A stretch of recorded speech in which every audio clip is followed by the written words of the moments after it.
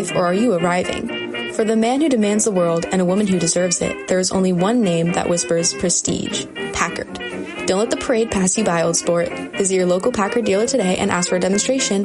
Packard, ask the man who owns one.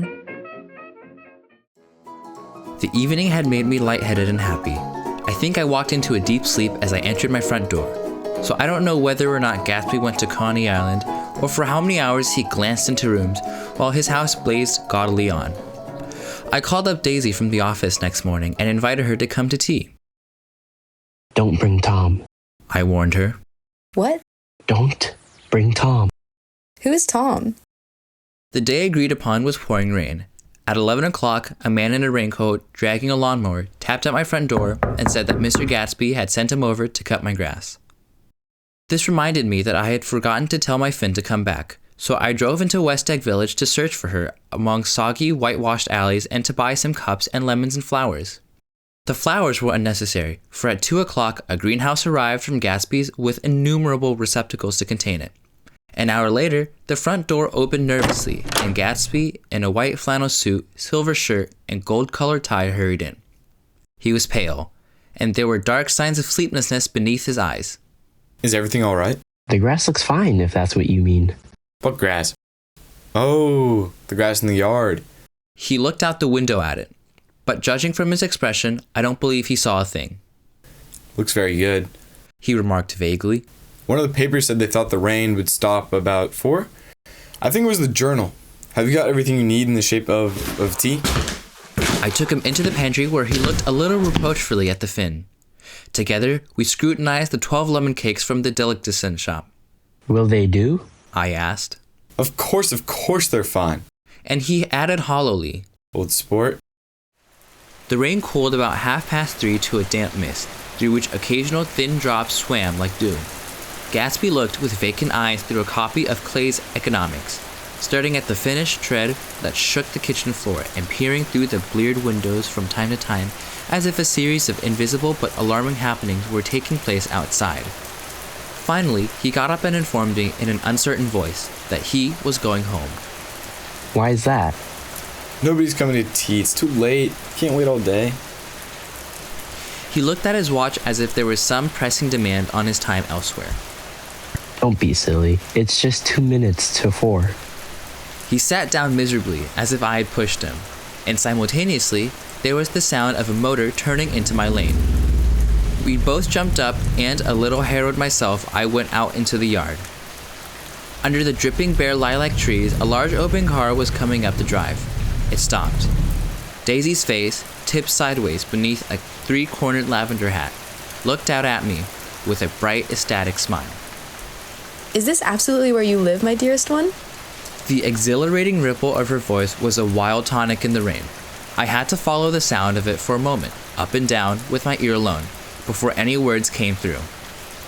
A damp streak of hair lay like a dash of blue paint across her cheek, and her hand was wet with glistening drops as I took it to help her from the car. Are you in love with me? She said low in my ear. Or why did I have to come alone? That's the secret of Castle Rackrent. Tell your chauffeur to go away and spend an hour. Come back in an hour, Ferdy. Then, in a grave murmur, His name is Ferdy. Does the gasoline affect his nose? I don't think so. Why? she said innocently. Ladies, are you still waiting on the Iceman? Say goodbye to the drip pan and the fuss of melting block. Step into the future of the modern American home with the new Frigidaire. Imagine crisp lettuce, fresh cream, and ice cubes for your evening punch, ready whenever you are. No more spoiled meats or weeping ice boxes. The Frigidaire offers electric refrigeration that is silent as it is reliable.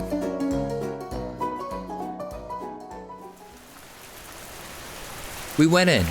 To my overwhelming surprise, the living room was deserted. Well, that's funny. What's funny? She turned her head as there was a light dignified knocking at the front door. I went out and opened it. Gatsby, pale as death, with his hands plunged like weights into his coat pockets, was standing in a puddle of water glaring tragically into my eyes.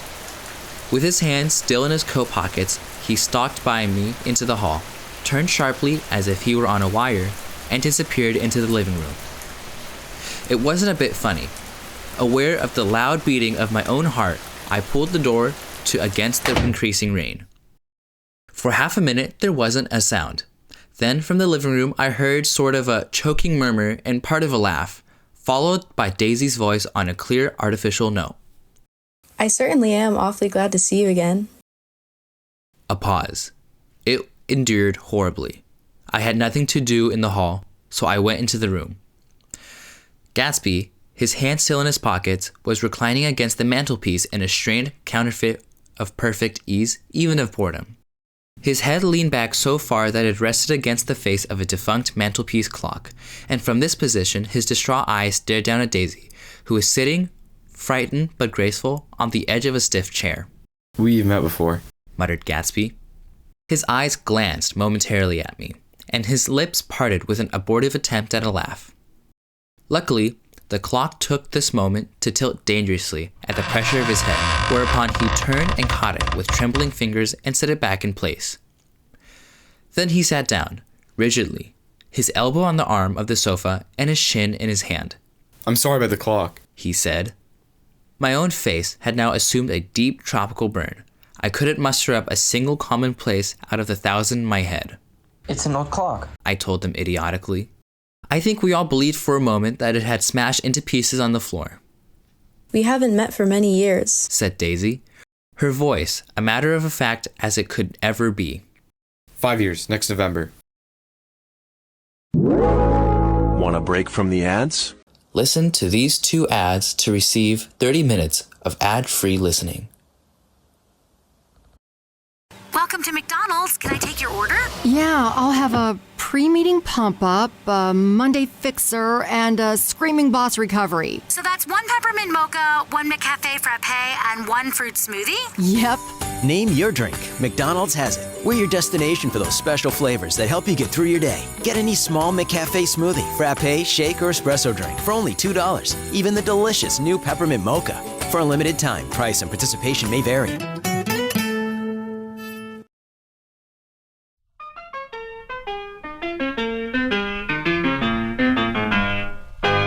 Spring is here again. An old soul has melted down the snows of winter. More than 670 tenant owners of Jackson Heights are looking forward to a resumption of outdoor sports on their own links and courts, close by their apartments and the children's playgrounds. Jackson Heights, 22 minutes from 42nd Street.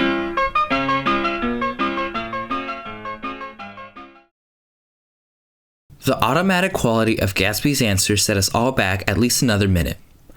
I had them both on their feet with the desperate suggestion that they help make me tea in the kitchen when the demoniac Finn brought it in on a tray. Amid the welcome confusion of cups and cakes, a certain physical decency established itself. Gatsby got himself into a shadow, and while Daisy and I talked, looked conscientiously from one to another of us with tense, unhappy eyes. However, as calmness wasn't an end in itself, I made an excuse at the first possible moment and got to my feet. Where are you going? Demanded Gatsby in immediate alarm. I'll be back. I've got to speak to you about something before you go. He followed me wildly into the kitchen, closed the door, and whispered, "Oh, God," in a miserable way. What's the matter? This is a terrible mistake. He said, shaking himself from side to side. A terrible, terrible mistake. You're just embarrassed, that's all. And I luckily added, Daisy's embarrassed too. She's embarrassed? He repeated incredulously. Just as much as you are. Don't talk so loud. You're acting like a little boy. I broke out impatiently. Not only that, but you're rude. Daisy's sitting in there all alone. He raised his hands to stop my words, looked at me with an unforgettable reproach, and opened the door cautiously, went back into the other room. I walked out the back way, just as Gatsby had when he had made his nervous circuit of the house half an hour before, and ran for a huge black knotted tree, whose massed leaves made of a fabric against the rain. Once more it was pouring, and my irregular lawn, well shaped by Gatsby's gardener, abounded in a small muddy swamps and prehistoric marshes. There was nothing to look at from under the tree except Gatsby's enormous house, so I stared at it, like Kant at his church steeple, for half an hour. A brewer had built it in the early period craze a decade before, and there was a story that he'd agreed to pay 5 years' taxes on the neighboring cottages if the owners would have their roof thatched with straw. Perhaps the refusal took their heart out of his plan to found a family.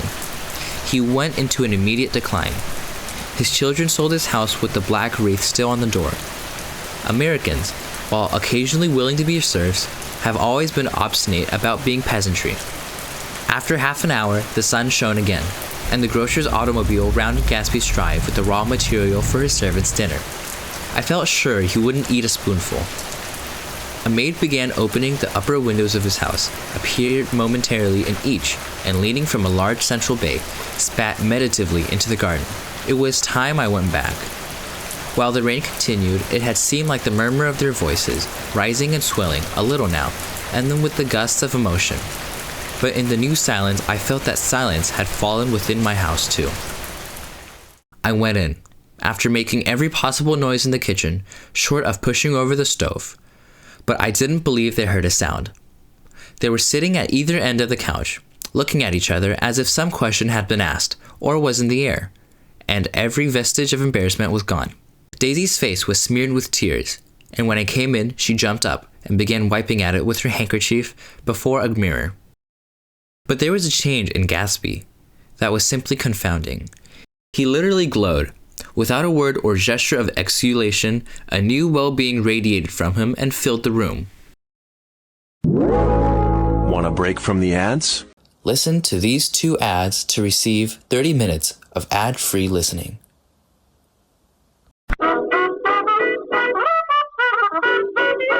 This is KDKA of the Westinghouse Electric and Manufacturing Company in East Pittsburgh, Pennsylvania. We shall now broadcast the election returns. We are receiving these returns by special arrangement with the Pittsburgh Post and Sun. We'd appreciate it if anyone hearing this broadcast would communicate with us, as we are very anxious to know how far the broadcast is reaching and how it is being received. I've got an idea for a Heinz ketchup commercial. I was at this super posh restaurant. Super posh. The type of place that has chandeliers and paintings on the wall and way too many forks. I think classical music was playing. But maybe it was jazz. No, definitely classical. The hostess walks up to me and she said, "Mr. Sheeran, is this your first time dining with us?" And I say, "Yep." The waiter comes over, he's telling me about the specials. Super fancy vegetables, fancy sauces. I said, "Sounds fancy." So fast forward and the food comes. The waiter goes on to tell me, "We are proud to present this farm-to-table blah blah blah, posh and fancy blah blah blah, with a side of blah blah blah." You know, the food looked good. I just thought there was something missing. So I reach into my bag and I take out the only thing that can complete me. And at that point, the whole world came to a stop.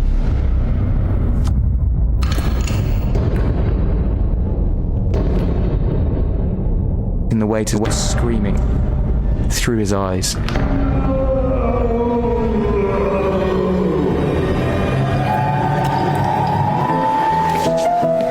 So that's my idea. Do you want to do it? Oh, hello, old sport, he said, as if he hadn't seen me for years. I thought for a moment he was going to shake hands. It stopped raining. Has it? When he realized what I was talking about, that there were twinkle bells of sunshine in the room, he smiled like a weatherman, like an ecstatic patron of recurrent light, and repeated the news to Daisy. What do you think of that? It stopped raining. I'm so glad, Jay. Her throat, full of aching, grieving beauty, told only of her unexpected joy. I want you and Daisy to come over to my house. I'd like to show her around. You're sure you want me to come? Absolutely, old sport. Daisy went upstairs to wash her face. Too late, I thought, with humiliation of my towels, while Gatsby and I waited on the lawn. My house looks well, doesn't it? He demanded. See how the whole front of it catches the light? I agreed that it was splendid. Yes. His eyes went over it, every arched door and square tower. It took me just 3 years to earn the money that bought it. I thought you inherited your money. I did, old sport, he said automatically. But I lost most of it in the big panic, the panic of the war. I think he hardly knew what he was saying, for even when I asked him what business he was in, he answered, "That's my affair," before he realized that it wasn't an appropriate reply. "Oh, I've been in several things," he corrected himself. I was in the drug business and then the oil business, but I'm not in either one now. He looked at me with more attention. Do you mean you've been thinking over what I proposed the other night? Before I could answer, Daisy came out of the house and 2 rows of brass buttons on her dress gleamed in the sunlight. That huge place there? She cried, pointing. Do you like it? I love it, but I don't see how you live there all alone. I keep it full of interesting people, night and day, people who do interesting things, celebrated people.